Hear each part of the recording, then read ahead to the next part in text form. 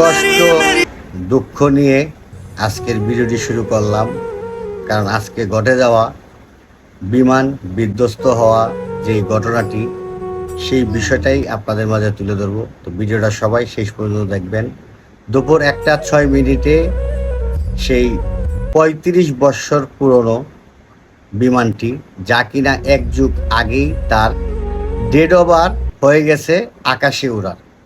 তো সেই বিমানটি দিয়েই একজন পাইলট, নাম তার তকির, সে হয়তো আজকে বিমানটি আকাশে প্রশিক্ষণের জন্য উড়িয়ে ঠিক মতো নিচে নামতে পারলে তার জীবনে একটা সার্টিফাই হয়ে যেত পাইলট হিসাবে। সে শেষ পর্যন্ত 12 মিনিট বিমানটি আকাশে উড়ার পর যখন এটা নিয়ন্ত্রণহীন হয়ে যায়, তখন কন্ট্রোল রুম থেকে তাকে নির্দেশ দেওয়া হয়েছে। তো নির্দেশ সে অমান্য করে সে চেয়েছিল যে বিমানটি একটি খোলা জায়গায় খালি মাঠে ল্যান্ড করানোর জন্য।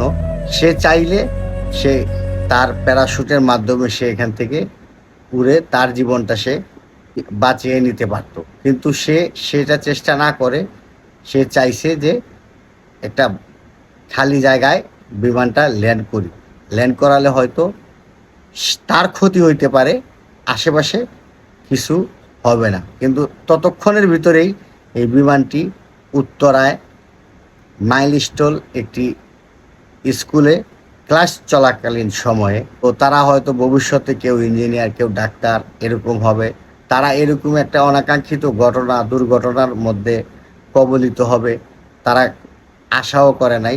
তকির যে পাইলট, সে চেষ্টা করছিল ওই স্কুলের মাঠে বিমানটিকে ল্যান্ড করানোর জন্য, কিন্তু তার আগেই বিমানটি সেই মাইলস্টোন স্কুলের ছাদে বিধ্বস্ত হয়। আর সেই বিধ্বস্ত হওয়ার কারণেই আজকের এই আমাদের দুর্ঘটনা। সেই স্কুলে তখনও ক্লাস চলতেছে, আর সেই ক্লাসে 100 থেকে 150 বাচ্চারা পড়াশোনা করতেছে। বাচ্চারা কেউ ইঞ্জিনিয়ার হবে, কেউ ডাক্তার হবে, কেউ পাইলট হবে। তখনও কিন্তু তারা জানতো না যে একজন পাইলটের কারণে তাদের আজকের এই দুর্ঘটনা হবে। পাইলট তকির আজকের যে প্রশিক্ষণটা ছিল, এটাই ছিল তার শেষ প্রশিক্ষণ। সে যদি আজকে সুস্থ মতো বিমানটি ল্যান্ড করাতে পারত, তাহলে তার একটা পাইলটের সার্টিফিকেট সে পেয়ে যেত।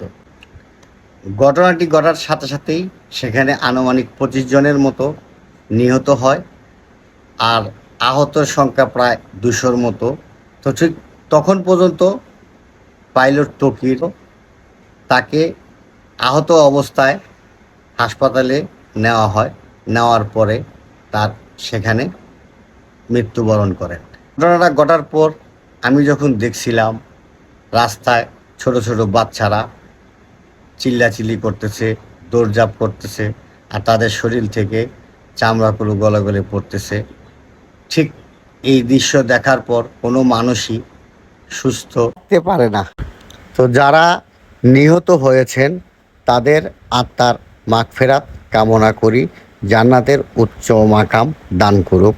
আর যারা আহত হয়েছেন তাদের জন্য দোয়া করি, আল্লাহ তাআলা যেন অতি তাড়াতাড়ি তাদেরকে সুস্থ করে দেন। তো আজ এ পর্যন্তই। ভুল হলে ক্ষমা সুন্দর দৃষ্টিতে দেখবেন।